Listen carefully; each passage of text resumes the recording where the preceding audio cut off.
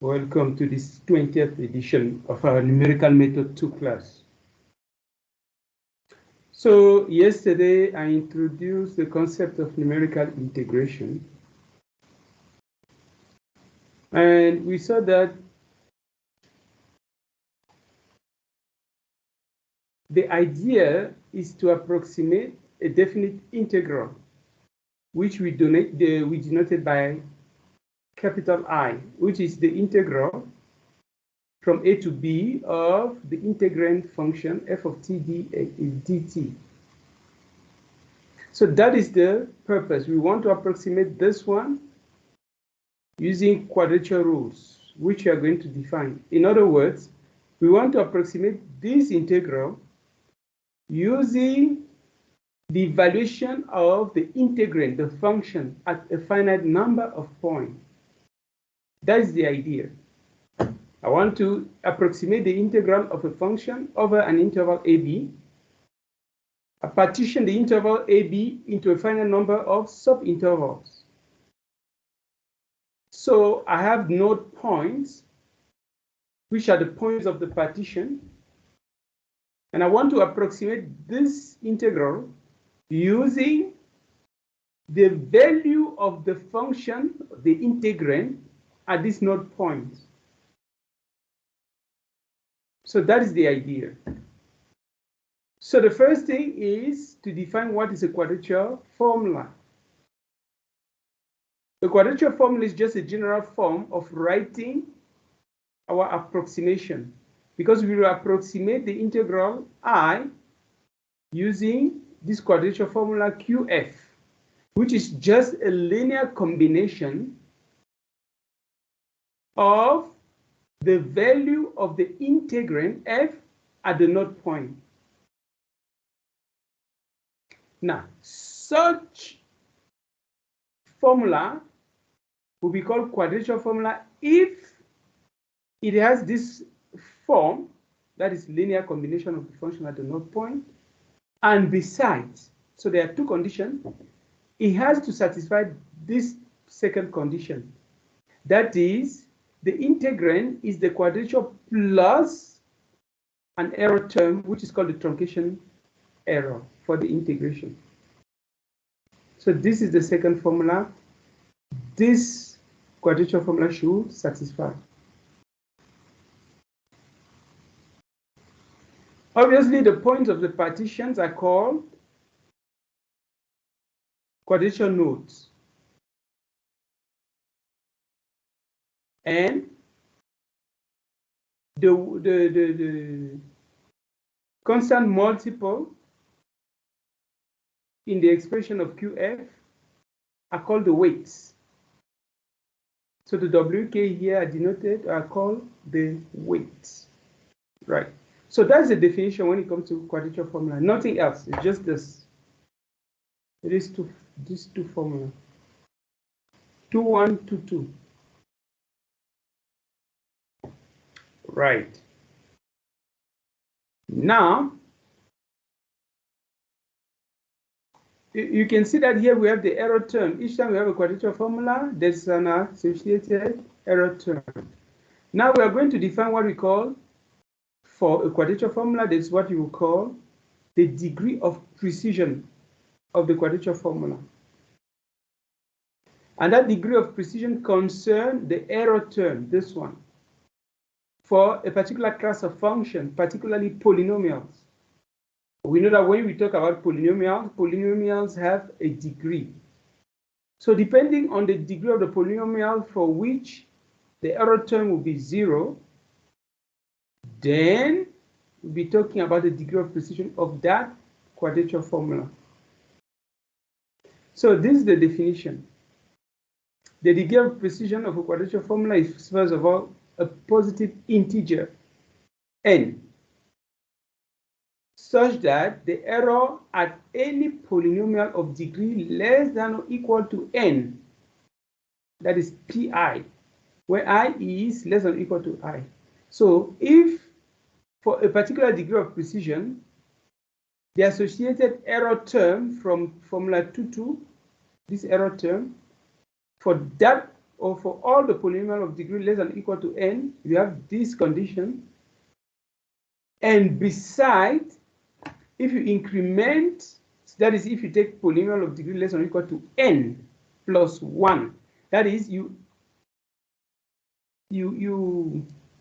increment the polynomial, the degree of the polynomial, one integer above the degree of precision, the error term is no longer 0, right? Of course, that will be for some polynomial of that degree, not for all. You have to find at least one for which this is true. There should be at least one for which that is true, right? Because this is to make sure that the degree is exactly n. Because if it's still true for polynomial of degree n plus 1, it means that that n is not the degree of precision. It has to be at least n plus 1, right? Because once you reach the degree of precision, if you increment the degree of the polynomial above the degree of precision, you should find one polynomial for which the error is no longer 0. But if the degree of precision, if the degree of the polynomial is less than or equal to the degree of precision, regardless of the coefficient, it has to be 0. That is a fact. Okay, now, having defined what is the degree of precision, we can characterize the error term, EF, in the formula 2.2 to be of this form. A constant multiple of the n plus first derivative of the function at a certain point, C. C is a point over the interval AB. Right? It's a point inside. It's an inner point over the interval AB. So this is how you can write. And you agree with me that if this is the expression of the error term, if you take any polynomial of degree less than or equal to n, this will always be 0, because we differentiate n plus 1 time. Because if you have a polynomial of degree less than or equal to n, if you differentiate n times, you have a constant term, which in general will be a multiple of an. But now, if you have a constant term and you differentiate an extra time, that is, instead of n, you differentiate n plus 1 time, then it becomes 0.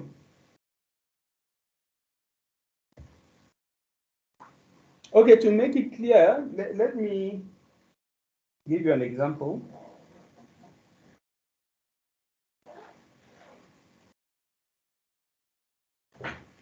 Let's say you have a polynomial of degree 2, right? We assume that our quadrature formula is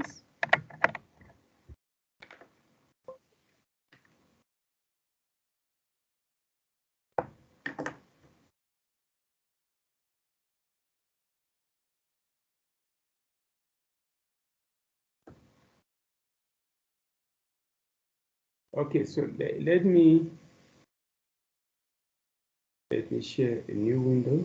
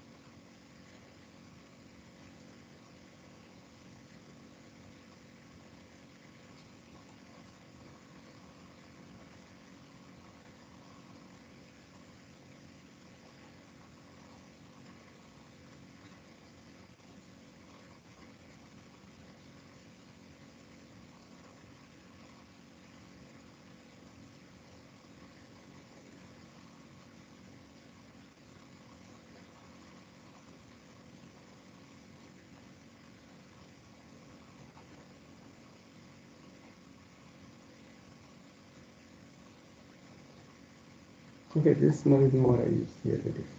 That doesn't matter.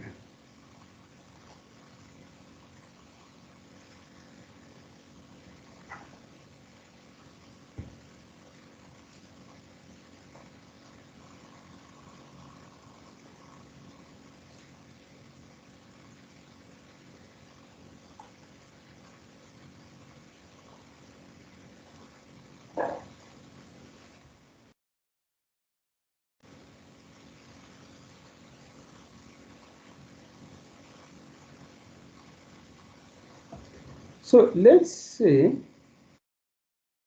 okay, so first of all, okay, let me write the title here, quadrature formula.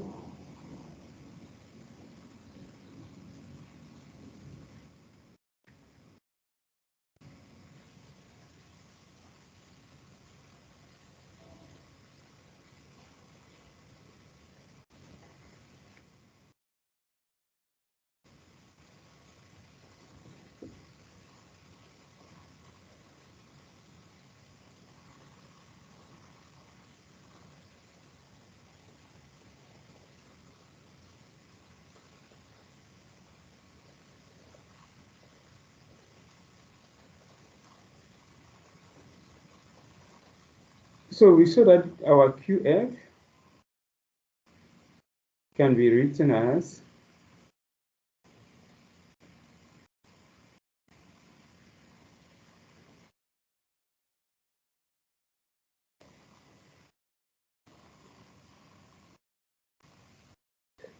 and if the degree of precision of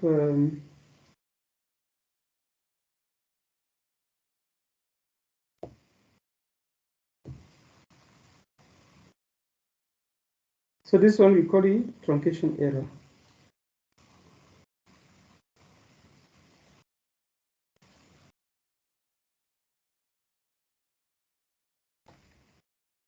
So we saw that if the degree of precision of the quadrature formula is n,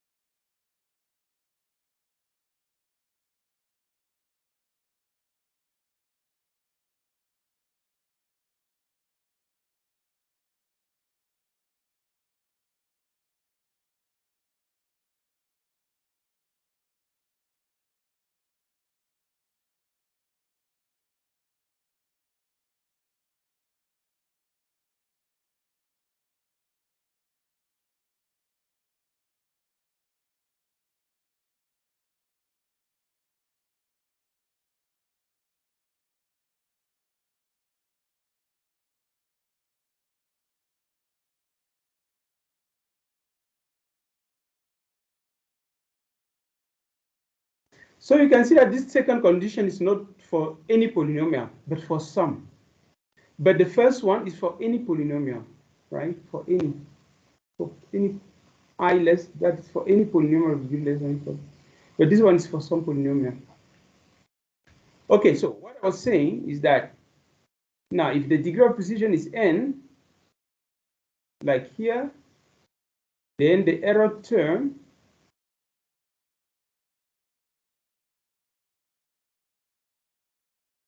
could be written, of course, where C is a point in the open interval AB, because we are integrating f from A to B. Get something like this. Now, I was saying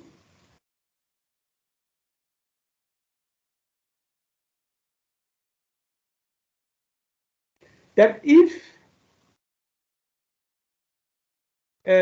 for instance, we take the degree of precision n to be, let's say, 1.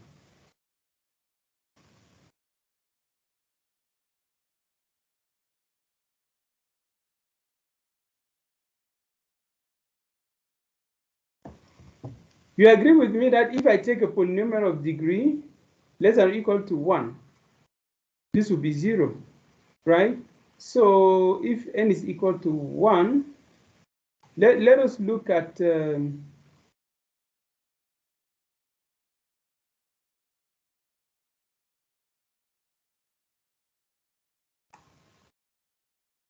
okay, so any polynomial of degree less than or equal to 1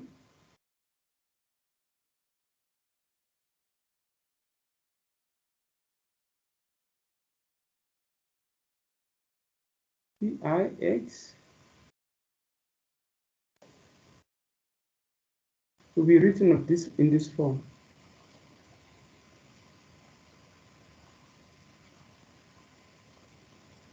Where I is less than or equal to 1. So this is like this I less than or equal to 1.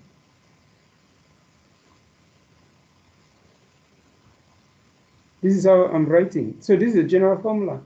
So you can see that this polynomial, if you look, the basis of this is 1 and x, right?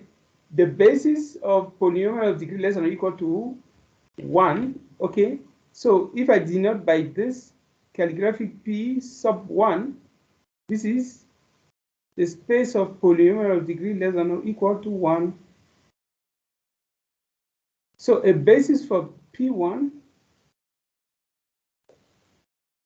is 1x. This is a basis.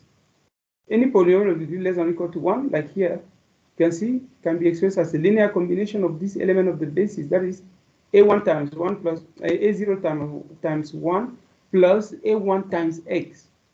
For a polynomial of second degree, it will be 1x x2, that x squared. That is for P2. Okay, so now what I was saying is that if I substitute this Pi into this formula, you agree with me that it will be 0, right? So EPI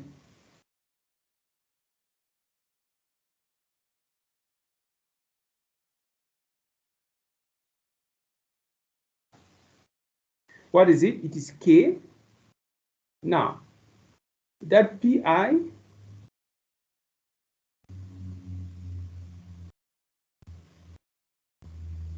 I have to differentiate it n plus 1 and apply it at C, which is n plus 1 is 2, right? So I'll have to differentiate that twice. 1, 2 times at C. Okay, now what is P I prime x? Pix prime, if I differentiate, that would be A1. Now, if I differentiate a second time, 1, 2. You see that this is already a constant, so if I differentiate a second time, 0. Right? So this is identically 0. So if I take x equal to c, substituted, this is always 0. So this will be identically 0.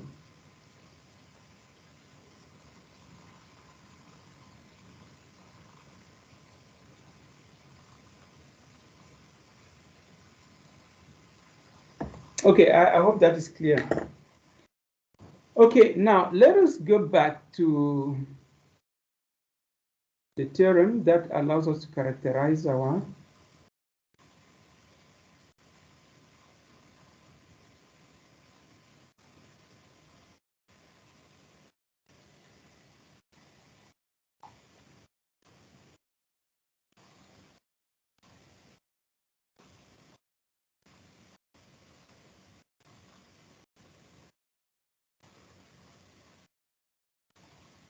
okay.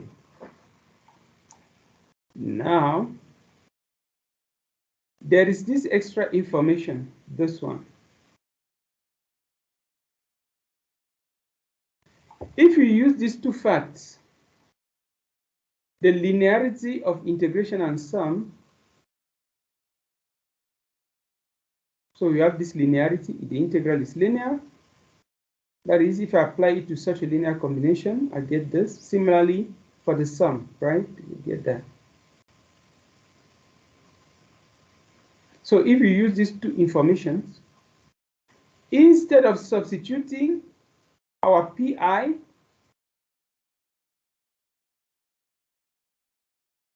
into the error, into the truncation error, as you can see here,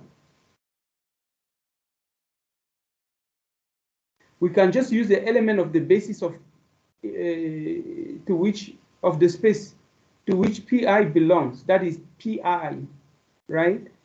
And it comes from this expression. You can see that this is an integral and this is a quadrature formula, and in the quadrature formula you have the summation. So we can rewrite the error term EF as the integral of F minus QF. So you can see that here we have the integral and here we have this. Okay, so let me explain it again on a different slide to see why instead of using PI, we can just use the element of the basis of the space to which PI belongs, and this is that you can see the box expression here in blue. So instead of using the polynomial, we just use the element of the basis. That is, we show that if the degree of precision is 1, if you want to show that the degree of precision is n, we just show that the error term of x to the k, where k runs from 0 to n, that is, it means that k is less than or equal to n. All those x to the k is 0, but the error term of x to the n plus 1 should be non-zero. Instead of saying for some polynomial that we need to figure out, we apply it directly to x to the n plus 1.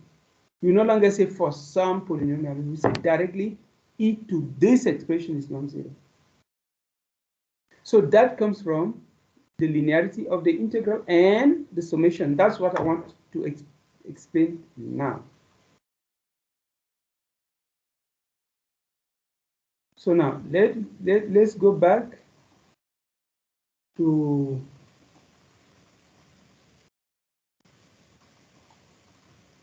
this information. So now you can see that from this formula, I can write the error, the truncation error as the difference between the integral and this, right? So the truncation error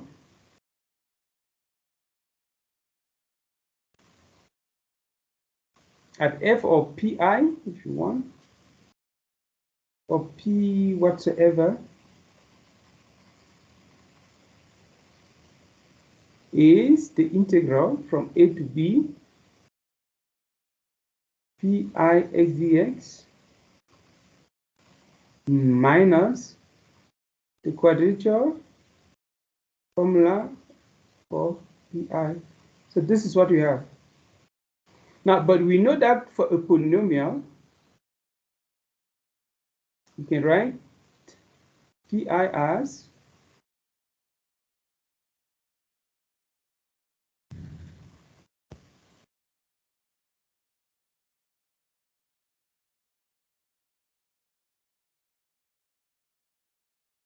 and this is the x here I'm talking about. The element of the basis is this one. You can see that we have the x key here.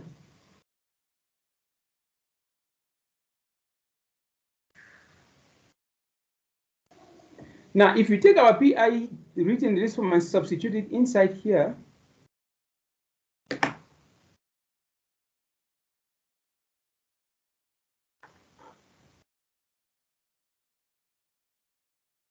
and what is this? This is equal to integral from a to b pi x dx minus, now the formula here, you know that we have a summation here.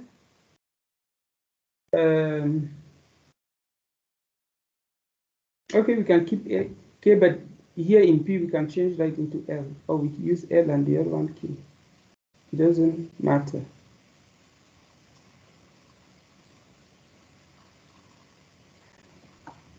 Okay, now for the degree of precision, we call this n, but this n, we can call this now capital N, because this does not matter, it's the number of points. So here we can change this to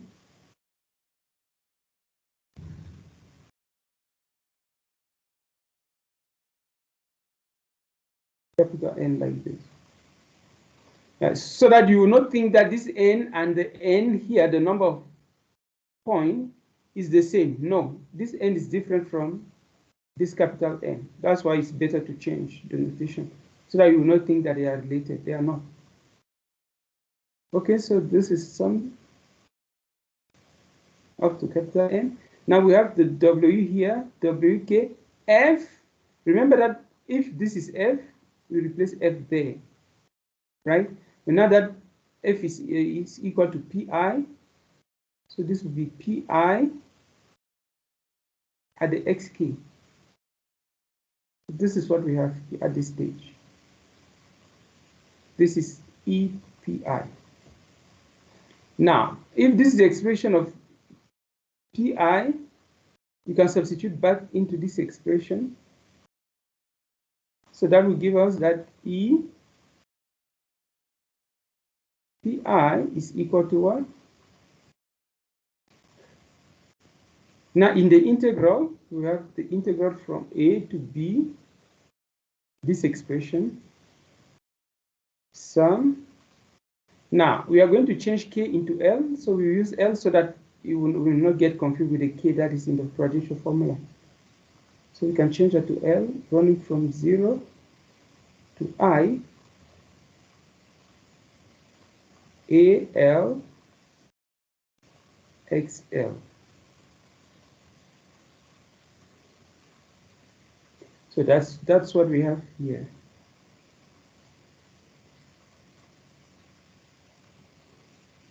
For this, and then dx. So it is like this, times dx. Minus, now we have the summation here, K running from 0 to capital N, WK the weight, PI at XK. Now PI is this expression. We copy it. L running from 0 to I, AL x to the L, and we apply that to XK. So that is the formula. Now you agree with me that if you want to use the general formula for a polynomial of a certain degree PI, maybe I can go up to, I don't know, 5, 6, 7, depending on the degree of precision, right? Now, if each time to show that PI is 0, you have to substitute this with the AK or this coefficient AL all over, you see that it becomes very cumbersome, right? And you have to do that for each value of I, because remember you said that this is true for any I less than or equal to n. You see here. So if you take I equal to 0, you substitute, you prove it. I equal to 1, you substitute in this summation. I equal to 2 to 3, each time you substitute, and you'll be manipulating all these coefficients all the time. You see that at the end, it becomes boring, right? Okay. That's why that theorem is very important. You don't need to use all these coefficients. You just apply it to the xk. That's the power of the theorem. That's to simplify things. Okay. Now, at this stage, by linearity of the integral, I can take this out, right? I can take that out. So this will be what? I can take all this expression. L 0 to I take that under the integral, and here you have AL, right? So take this out. So the only thing I will be integrating is this.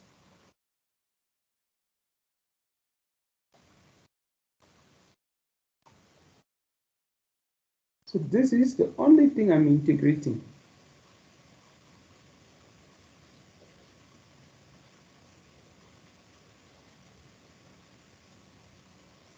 this. Okay, that is for this one. And now here, I can do the same thing. Now, if I apply this at that point, it means that this x becomes xk, right? So before, let me first substitute before I can expand and group the terms. So k goes to 0 to capital N, wk, and here we have our expression L running from 0 to I, AL, xk to the L. Because x here should take the value xk, but xk to the L. Now here we have double summation here. So we can take this also out, because you can see that this does not depend on k, so we can take it out. So we have the summation here, L from 0 to I, AL, and then we have this integral.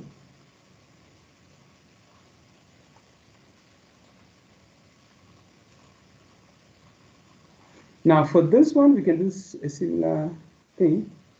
We take this sum, L from 0 to I, we take that out with the AL. Now what is left is this summation, k running from 0 to capital N, wk, and then we have this x k to the L. So you see, and we can even group, I can even take this also out, because you have this sum here, this sum there. So some like term, I can group further. Right? I can group that further. So I can write that this is equal to the sum L from 0 to I of this,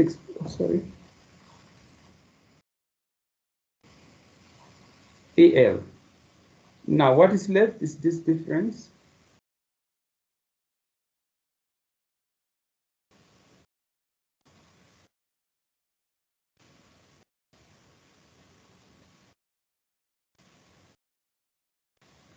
Dx,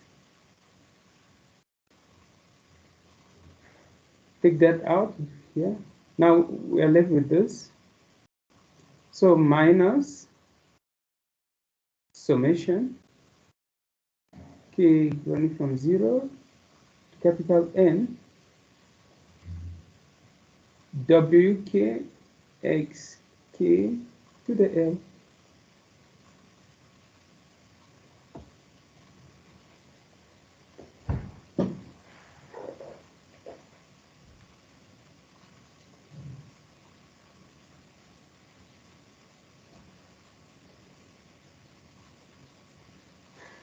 Now, you see that everything reduces to what? To this expression. X to the L, this one. And even here, you still have xk to the L, this one. Now, you have this integral, and you have a summation. So we have the integral,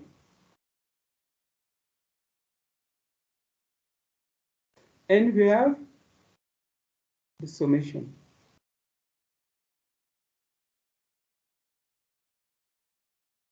So this is where that linearity appears. So if we can just prove it for x to the k, where k, or x to the L, where L takes the value 0, 1, 2, 3 up to I, where I is less than or equal to n, meaning that we can go further up to n. We just proved that E, that is E of that, will be this one minus this one. So you can see that this is E. If I want to rewrite this, I will say that this is what? Let me rewrite that expression. So EPI, so if I write this, this is equal to what? This is equal to sum L from 0 to I, A, L. Now, here in bracket, what do I have? This is the integral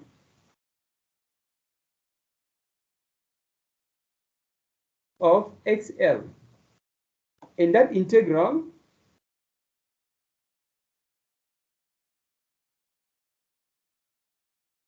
this integral is what we denoted by I. So I can call this I F, or integral of F.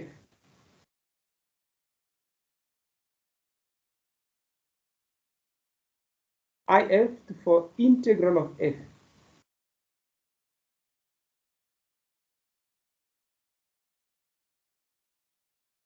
Right? And this is integral of PI.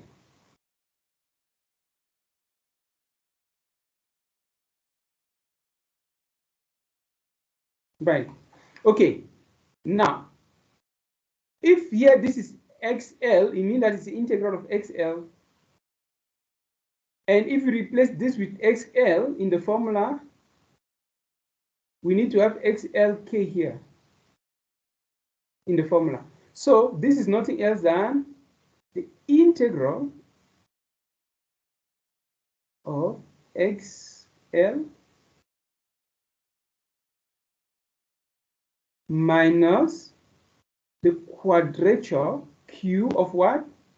Of XL minus Q XL.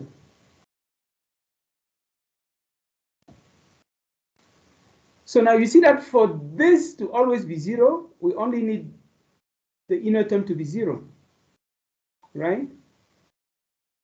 So that implies that the error term at PI is equal to this summation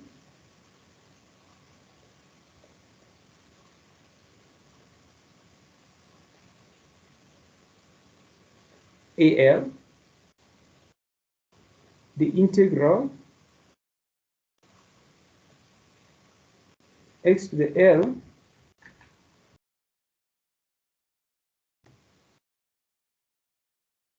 minus the quadrature formula of XL.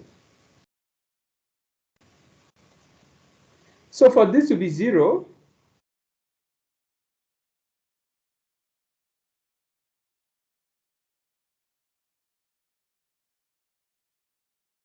if and only if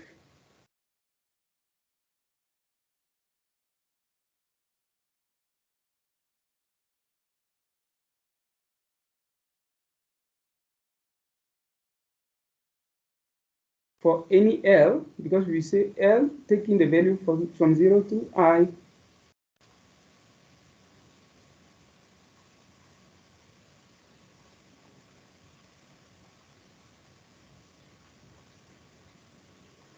so in order to show that PI is 0 for any I less than or equal to N, it is enough to show that this is true for XL. And what is this? And what is this? If you go back to the definition of E,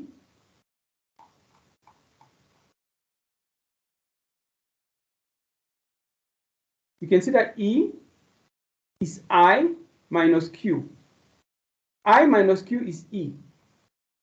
So I minus Q is E. So this is E XL.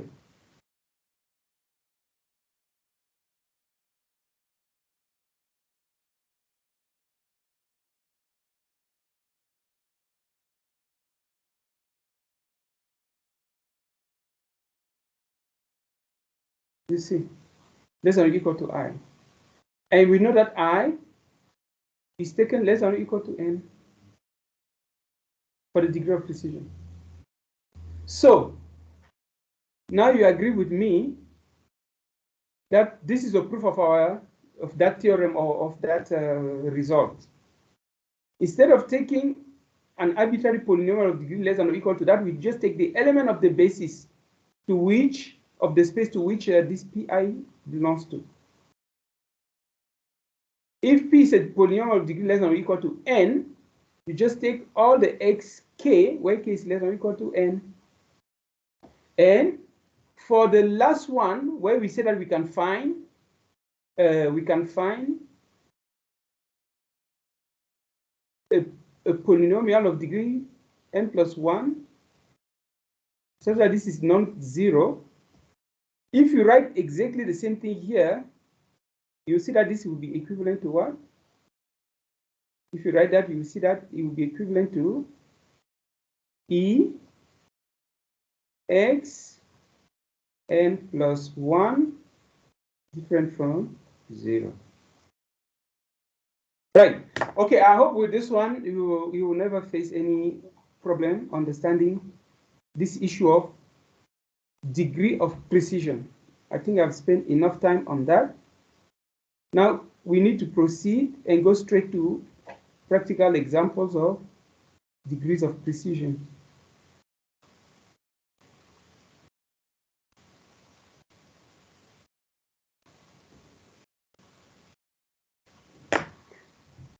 Okay.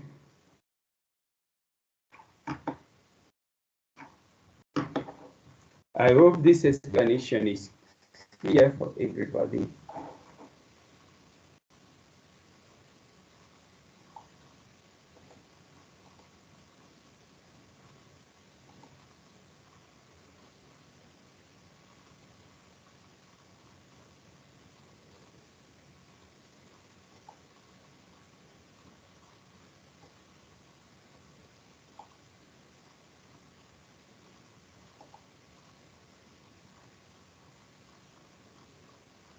So that's what we just proved.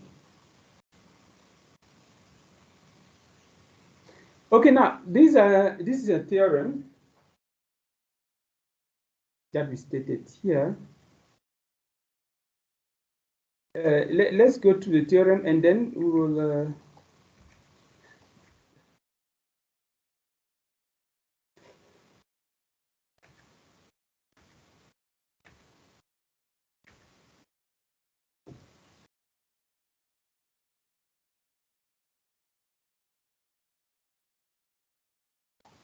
okay, for the Newton code formula, if you watched yesterday class, you will understand that for the Newton code, I deleted the explanation here.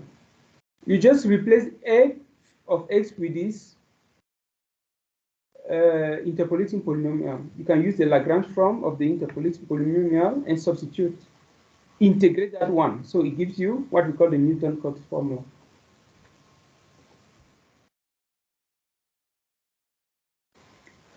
All right, so now let us look at some example of the closed Newton codes formula. We have 3 classes here. We have the trapezoidal rule, which formula is given by the right-hand side here in the expression. You have the Simpson's rule, and you have Simpson's third-eighth rule, or 3/8 rule. And finally, we have the Bool's rule. Bool's rule. But for the purpose of illustration, I'm going to use trapezoidal rule. Right? I'm going to use this trapezoidal rule to show that its degree of precision is 1. And you even have the result here. Here, this corollary Newton's code precision, that's degree of precision. Right.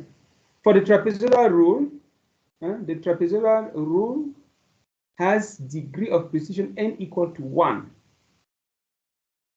And we have Q and we have E. This is your K, and this is F to the n plus 1, which is 2 at C. So you can see here that we are matching already the expression of EF of this form, which is given here. And this is your Q. So this is a quadrature rule. You can see that it's a linear combination. We have the weight and we have the expression of the function at the node point. And we have the truncation error term. So it satisfies the two conditions that we mentioned in the definition of a quadrature rule. You have everything here. Okay, now let us rewrite this formula and show that the degree of precision is 1. Okay, the advantage here is that we have the expression of the error. If you have the expression of the error, you can just, anyway, the choice is yours. If you have the expression of the error, either you use it directly or you proceed as we are going to do now. So we only have 10 minutes left. I'll have to be fast. So for the trapezoidal rule, you can see that we only have one subinterval, right? If you look at the limit of integration here, there's only one subinterval. So x0 is A and x1 is B in this formula.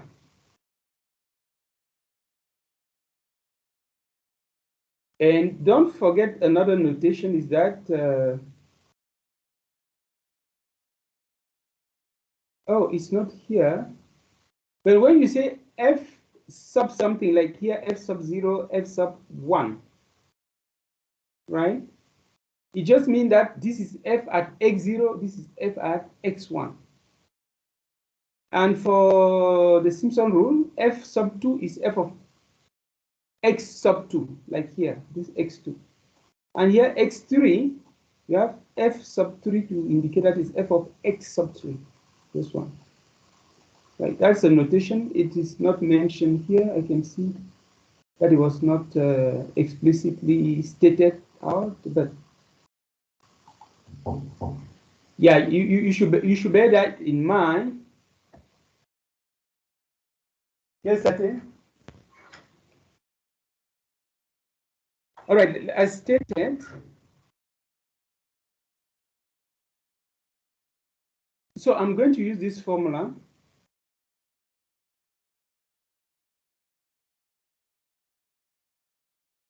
to show you how to proceed when it comes to showing that the degree of precision of the quadrature rule is 1, 2, 3, whatsoever.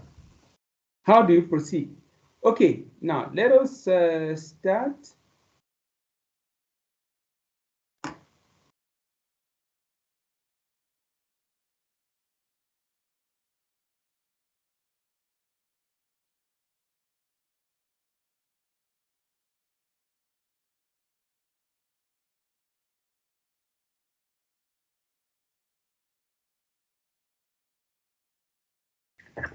All right, so for the trapezoidal rule, let us write here, trapezoidal rule.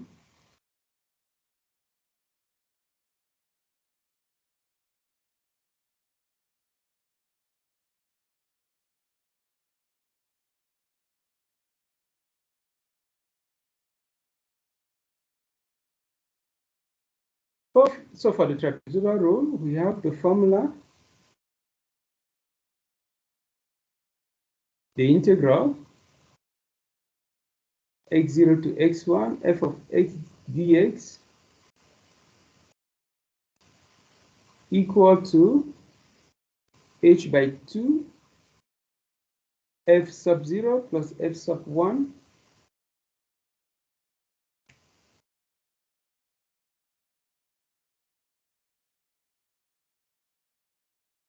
minus h squared by 12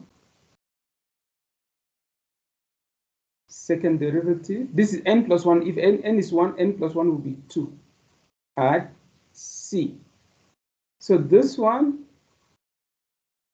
here is our quadrature formula plus the error term, and so this other one here is our truncation error. Yeah. So this is what we have. Now, as you can already even see from here, from the truncation error, n is equal to 1.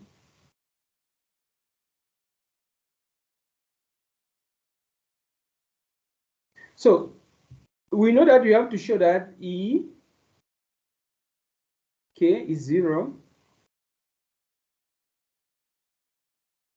for k taking the value 0, 1, and E of x2 non-zero. Obviously, since this is second derivative, if I take k equal to 0, x0 is 1, right? So that implies that E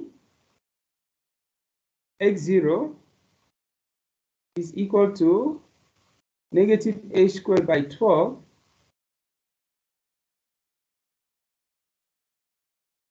the second derivative of 1 at C is 0. So for k equal to 1, x to the 1 is x. And if you take Ex,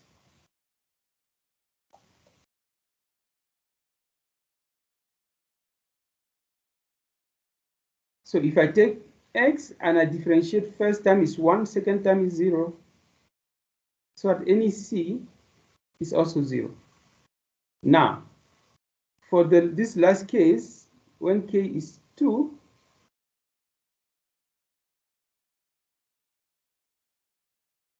x squared is x, right? So it's x squared, right? So x squared is x squared, so I don't even need to write that. So E x squared. So if I differentiate x squared first time, it's 2x, right? Now if I differentiate second time, it's just 2. Now if I substitute it here, so that would be negative x squared h squared by 12 x squared. I differentiate that twice and I apply it to C. This would be negative h squared by 6, because this is 2, right? 6 times 2 is 12. So I simplify, cancel out 2, I get this, right? And since this doesn't depend on x, even if I apply it to C, this is 2. So even if I apply C2, right? So this is what we have. And we see that this is non-zero, right? Because h is never 0. The step is never 0. So you see that everything is okay. Everything is in place. So that's how you proceed. Obviously, we proceeded this way because we have the expression of the error term here. But if you don't have the expression of the error term, how do you proceed? That's a nice question. How do you proceed? You just you write that the error term is the integral minus the quadrature, if you don't have this expression. If the error term is not given, you will not use this formula with the derivative. But you write EF as the difference between the integral minus QF. And that is the formula you'll be using. So next time, we will try that approach so that you'll be at least familiar to the two approaches. The first approach being the one when the error term is given. If it's not given, you use the integral minus QF. You see that in this approach, you don't need to use QF. You just use the expression of EF directly.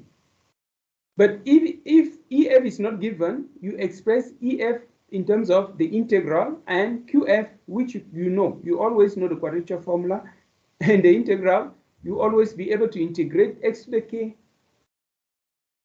I hope it's clear. So this is the first approach, and tomorrow we don't have a class. Friday. Okay, guys, I hope you enjoyed the class. If you did not enjoy it, I really enjoy it. If you add mahangu chicken, ooh, that would be maravilloso. Okay, so I will release you. Thank you for your kind attention. God bless you, and see you on Friday. I encourage you to take time to go through the videos. I will release also the tutorial. Tutorial 2, yeah, that covers this part. I will release it so that those of you who are really proactive will start solving the problem. And to prepare for test 2 already. Bye-bye.